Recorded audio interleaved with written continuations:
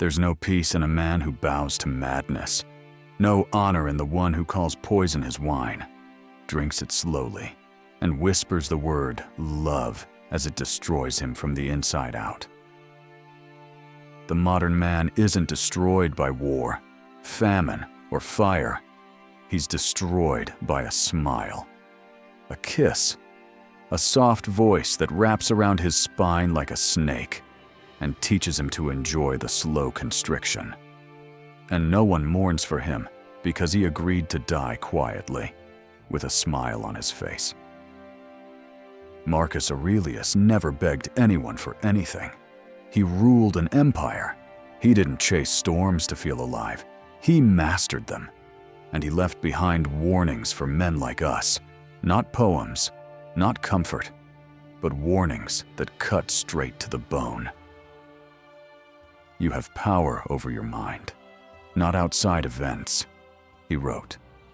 But today's man has surrendered both. He lets a woman become the storm, the event, the god of his every emotional state. And worse, he thinks this is romance. So listen now, and listen like your future depends on it, because it does. There are 10 behaviors no man should ever tolerate from a woman. Not because you're afraid of being alone, not because you're afraid of losing her, but because you refuse to lose yourself. If you let these behaviors go unchecked, you're not a man in love. You're a man in chains, and you put those chains on yourself. First, mockery, the rolling of the eyes, the sarcastic cuts in front of your friends, the public embarrassment she'll later dismiss as just a joke. The woman who cannot speak of you with respect should not speak to you at all. Aurelius said, "What injures the hive injures the bee, and what injures your reputation injures your soul." A man who allows his woman to humiliate him isn't building a relationship. He's digging a grave for his confidence, one insult at a time. Second, chaos normalized. She's never at peace. Her moods rule the house like a tyrant. One minute she's warm, the next she's ice cold. Her anger is a blade, and you're always bleeding from fresh cuts. Yet you've convinced yourself this emotional roller coaster is passion. It isn't passion, it's pathology. Nowhere can a man find a quieter retreat than in his own soul, Marcus wrote. But the man who shares his bed with a hurricane will never find that retreat. He'll only run from her, from himself, from the life he once dreamed of living. Third, attention addiction. The woman who cannot survive without constant male validation. The one who posts more skin than substance, who measures her worth by likes and messages from strangers. She'll call it empowerment. But if her value comes from the eyes of random men online, she'll never truly value the man who sees her soul. Aurelius warned against chasing illusions. It is not death that a man should fear, but never beginning to live. And the man who lives with a woman who worships the crowd never truly begins to live. He becomes a shadow beside a spotlight she reserves entirely for herself. Fourth, sexual manipulation. She withholds intimacy to punish you, gives it to reward you, uses what should be love as leverage and control. And you, craving that warmth, crawl like a beggar to her throne. Marcus Aurelius taught self-mastery, detachment, the triumph of reason over impulse. But the man ruled by his lust isn't a man. He's a slave, paying in dignity for moments of pleasure. Sex isn't the problem. Her control of it is. And your obedience to that control is the real disease eating you alive. Fifth, contempt for your purpose. She laughs at your goals, rolls her eyes at your discipline, interrupts your focus because she sees no value in your future, unless it directly benefits her. This isn't partnership. This is sabotage wearing the mask of love. Waste no more time arguing what a good man should be. Be one, Marcus wrote. But you cannot be one if every step forward is mocked by the person who's supposed to walk beside you. The man who stays with a woman who scorns his mission will one day wake up in a life built entirely for her and completely empty of himself. That's 5 down, 5 to go. And if even one of these sounds familiar, then this isn't just a list. It's a mirror showing you the truth. You are bleeding, and it's not noble. It's not romantic. It's not sacrifice. It's self-destruction wearing perfume and calling itself love. Marcus Aurelius wasn't gentle with hard truths, and neither should you be. Let's finish what we started. 6th, the ghost of competition. She doesn't want to walk beside you. She wants to outshine you. Her words drip with comparison. Her victories must be louder than yours. Her success, her income, her followers, her status, they're not shared achievements. They're weapons pointed at your throat. Slowly, inevitably, the man becomes a silhouette in his own home, Marcus Aurelius warned. Ambition means tying your well-being to what other people say or do. Yet here she is, tying her value to outperforming the one who should be her protector, not her opponent. You're not her man, you're her mirror, and she'll only love you when you reflect her superiority back at her. 7th, emotional manipulation disguised as trauma. Every mistake is excused by her past. Every act of coldness, every cruel word, every betrayal gets explained away by something she claims to be healing from. You're no longer a partner. You're her unpaid therapist, her emotional punching bag, her confessional booth. She sins, and somehow, you're the one who has to repent. The more broken she claims to be, the more guilty you feel for needing actual love from her. Marcus said, "The best revenge is not to be like your enemy." But this isn't about revenge. This is about corruption. She's not healing from anything. She's hijacking your empathy and using it as fuel for her dysfunction. If you confuse your role as a man with being someone's redeemer, you will be crucified by a woman who never intended to change in the first place. 8th, entitlement without accountability. She expects more from you than she gives. She demands to be treated like royalty while giving you peasant scraps, and still insists she's the prize you should be grateful to have. Her gratitude is extinct.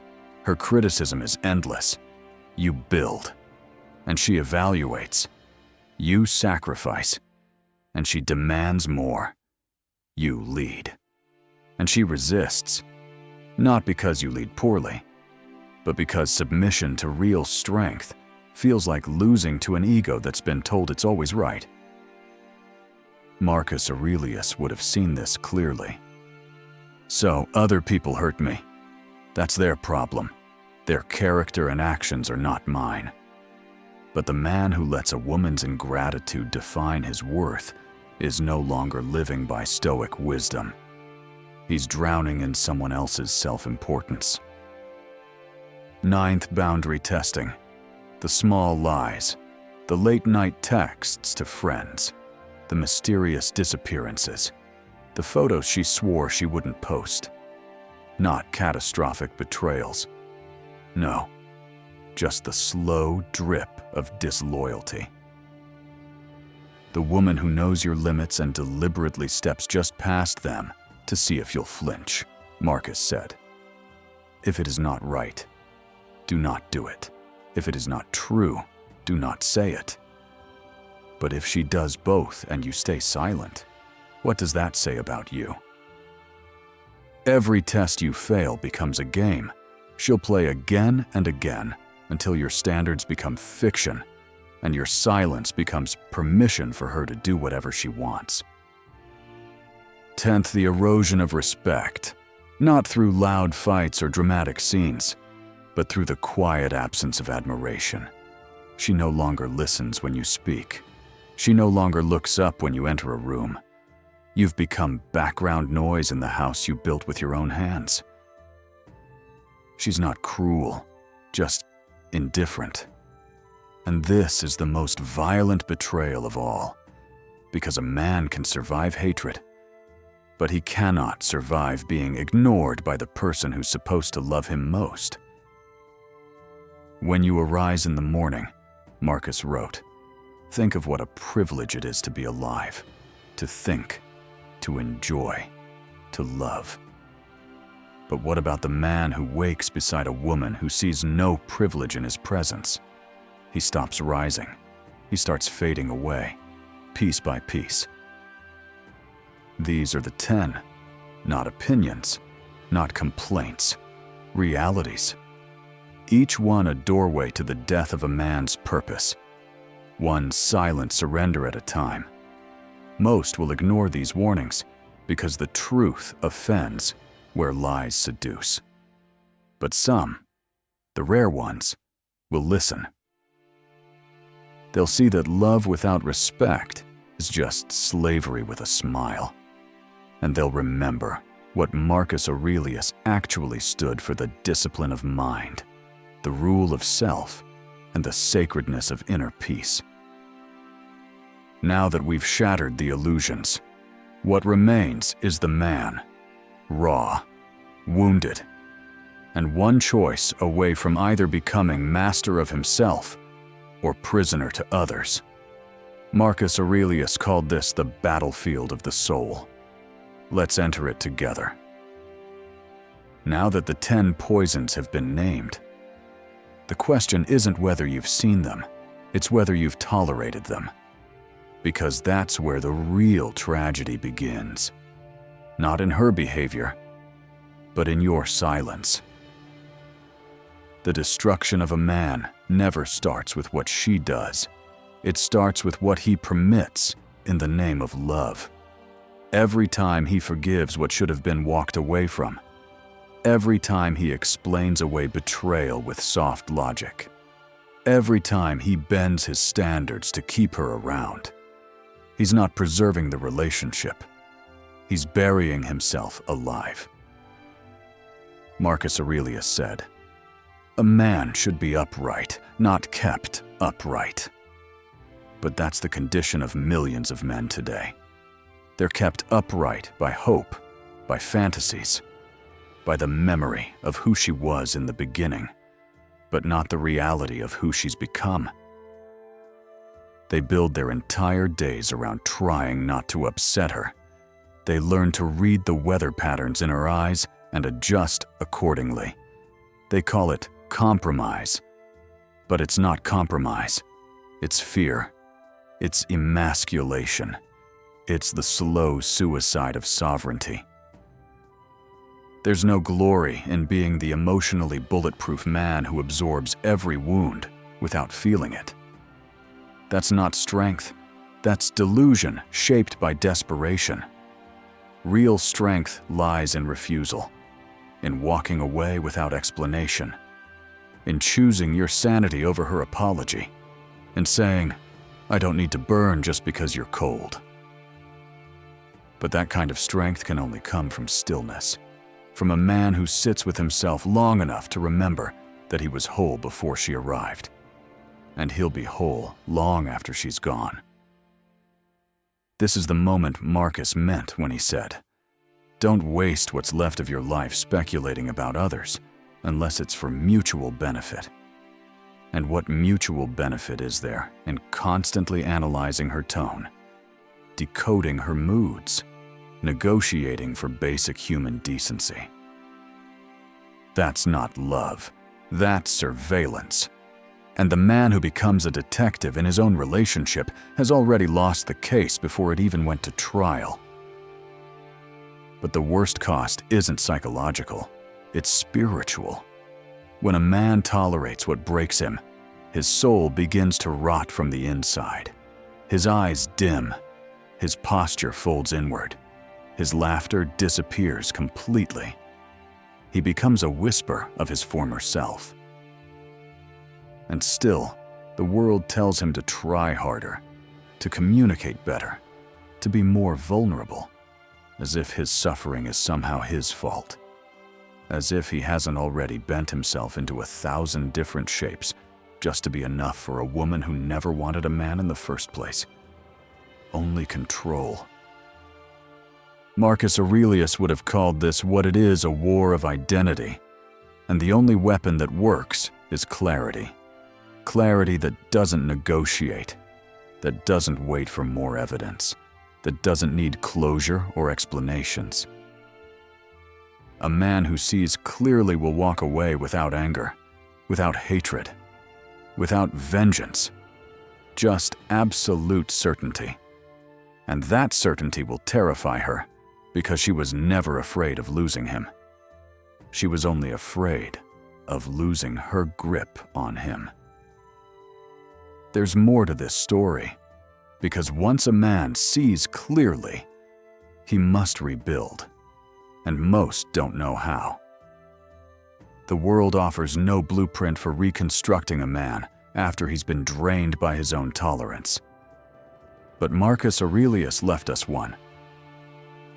The rebuilding begins in silence, not the silence of weakness, but the silence of awakening. It's the silence of a man who stops chasing, stops explaining, stops trying to fix what was designed to break him from the beginning. He stops negotiating with chaos. He stops apologizing for having boundaries. He stops bleeding for those who drink his pain like fine wine. This silence isn't retreat, it's resurrection. Because for the first time, he's no longer reacting to her moods, her games, her constant rewrites of reality. He's watching, measuring, choosing his responses with intention. And from this stillness, real power returns. Marcus Aurelius lived surrounded by betrayal, by politics, by death lurking around every corner. Yet he wrote, "Be like the cliff against which the waves continually break, but it stands firm and tames the fury of the water around it." That's the new man we're building here. Not louder, not crueler, but unshakable. He no longer moves to win her favor. He moves only in alignment with his principles. He doesn't shout, doesn't explain endlessly, doesn't make threats. He simply acts. And when he acts, everything changes. The woman who once used silence to punish him now finds his silence terrifying. The man who once folded at the first sign of her tears now looks straight through them to see the manipulation underneath. The man who once apologized for wanting basic peace now demands it, not with words, but with the quiet finality of leaving a room and never returning to that battlefield. This is the man she never thought he'd become. Not because he's cruel, but because he's awake. And you cannot seduce, manipulate, or control a man who's truly conscious of what's happening. This man has returned to the path Marcus Aurelius walked, the path of internal command. His mornings begin with discipline, not anxiety about her mood. His speech becomes slow and deliberate. His time gets spent with genuine purpose. He reads more than he scrolls through social media. He builds more than he complains. He retreats into solitude, not to sulk like a wounded child, but to sharpen himself like a blade.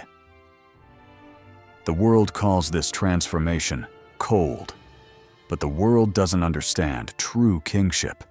With time, the scars fade, the old temptations lose their power, He no longer feels the urge to re-explain the past or justify his decisions.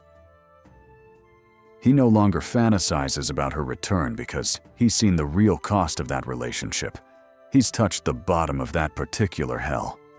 And once a man has rebuilt himself from complete ruin, he doesn't trade that hard-won empire to sit in another woman's audience. Marcus Aurelius asked one question every man should write on his bathroom mirror. At dawn, when you have trouble getting out of bed, tell yourself, I have to go to work as a human being. That's the real work. Not chasing, not pleasing, not arguing your worth to someone who's already decided you have none. The work is building, protecting, and returning to the sacred fire of self-mastery that no woman, no matter how beautiful, is worth extinguishing. This is where the wounds become weapons, where clarity becomes law, and where the man either returns to his throne or stays forever lost in someone else's fog. Let's end this as Marcus Aurelius would have, with fire, truth, and absolute command over ourselves. A man who remembers who he is becomes untouchable, not because he dominates others, but because he no longer submits to lies dressed up as love. He's walked through the illusion that love must hurt, that tolerance equals strength, that being a good man means accepting every storm she brings to his door. No more. The good man isn't the weak man who absorbs abuse with a smile. He's the man who sees clearly and still chooses discipline over desire, distance over dysfunction, peace over performance. And now he becomes dangerous, not to women, not to the world, but to the entire empire of manipulation that once fed on his confusion and desperation, because clarity ruins every game they try to play. He no longer argues, he observes. He no longer chases, he chooses. He no longer tolerates what drains his life force, even if it comes wrapped in beauty, nostalgia, or claims of need. Marcus Aurelius didn't sit on the throne of Rome, begging for approval from senators who hated him. He ruled with wisdom and strength. The happiness of your life, he said, depends upon the quality of your thoughts. So the rebuilt man now guards his thoughts like a warrior guards a fortress. He lets no woman live rent-free in his mind. No memory controls his future. No past pain distorts his mission. He understands now that not all love is good love, that some women are architects of chaos, not by accident, but by design, and that to entertain their behavior, to excuse it, to forgive it endlessly isn't mercy. It's masochism. The world may call him cold, bitter, closed off, but the world doesn't have to bleed every night in silence like he did. He did that dance. Not anymore.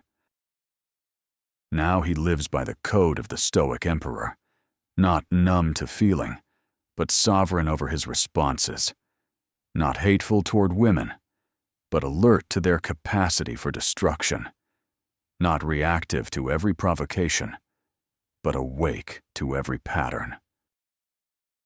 And should a woman enter his life again, she'll immediately feel the weight of his presence. She'll sense the boundaries, not as walls built from fear, but as monuments to a man who refused to break under pressure. She'll know instinctively this is not a man you play games with. This is a man you honor completely or leave alone, because he honors himself first and foremost. That's the law now. That's the gospel of the rebuilt man. That's the kingdom reconstructed from the ashes of tolerance. To every man listening to this message, understand something fundamental. You were not born to suffer in silence. You were not born to explain yourself into exhaustion. You were not born to tolerate what dishonors your soul and drains your spirit.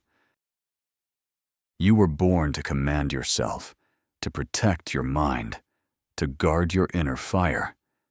And when you finally do this, when you truly commit to this path, the world changes around you. Not because it becomes easier, but because you become immovable. So remember Marcus Aurelius not as just a name from history books, but as a mirror reflecting what you could become. The emperor still speaks to every man ready to rise from the ashes of his former tolerance. And if this message woke something real inside you, something you felt but couldn't articulate, then don't let it end here. Like this video. Share it with men who need to hear this truth. Subscribe to this channel and support our mission through the link in the description. Because millions of men are still asleep, still tolerating what's killing them slowly. And you, yes, you, might be the reason they finally wake up and reclaim their throne. The Emperor is calling. Will you answer?